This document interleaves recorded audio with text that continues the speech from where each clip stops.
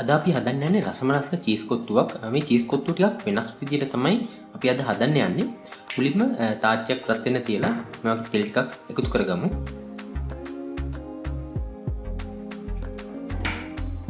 තෙල් ටිකක් රත් වෙනකන් තියන්න. ගොඩක් දෙනෙක් මට කමෙන්ට් කරලා තිබ්බා මේ කතා කරන්න බැයිද ගොළුද කියලා. ඒකින්ද මම පොඩ්ඩක් අද මේකට මගේ වීඩියෝ එකට පොඩ්ඩක් වොයිස් එක පොඩ්ඩක් එකතු කරන්න හිතුණා.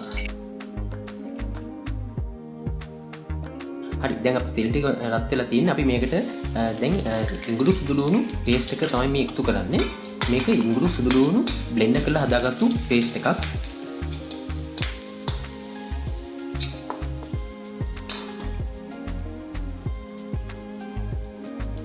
දැන් මම මේකට රම්පේ කරපිංච ටික එකතු කරනවා.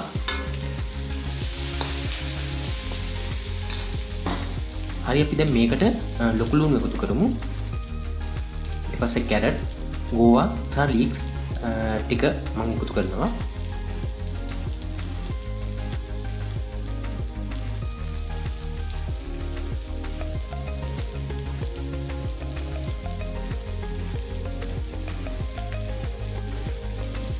තව අපි මේකට මාළු මිරිස් ටිකකුත් එකතු කරනවා.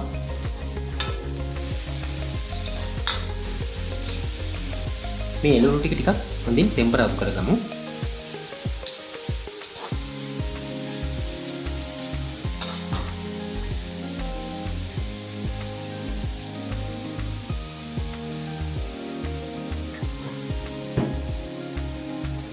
දැන් එළවලු ටික ටිකක් ටෙම්පරාදු වෙලා තියෙන්නේ. මම මේකට බිත්තර දෙකක් එකතු කරගන්නවා.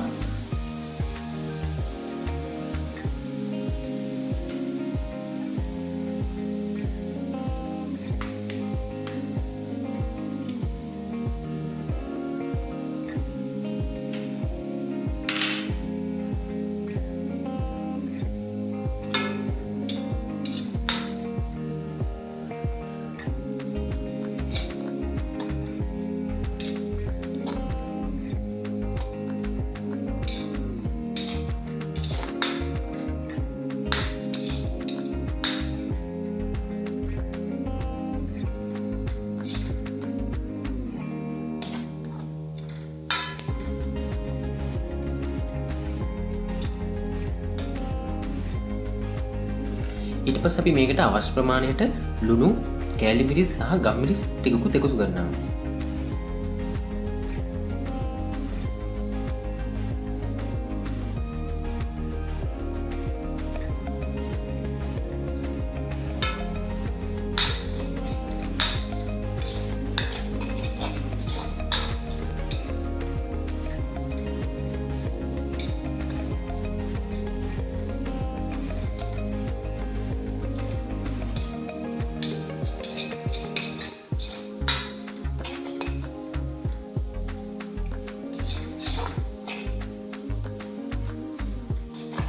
දැන් මේ ටික හොඳින් කලවම් කරලා අපි මේකට ඊළඟට අපි කපාගත්තු කොත්තු රොටි ටික එකතු කරනවා.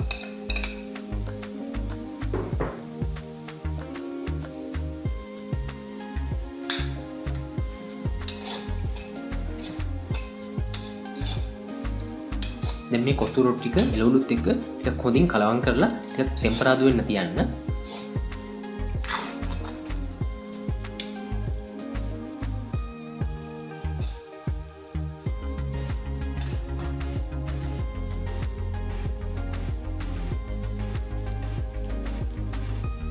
ඊළඟට අපි මේකට තක්කලි කැබිලි ටිකකුත් එකතු කරනවා.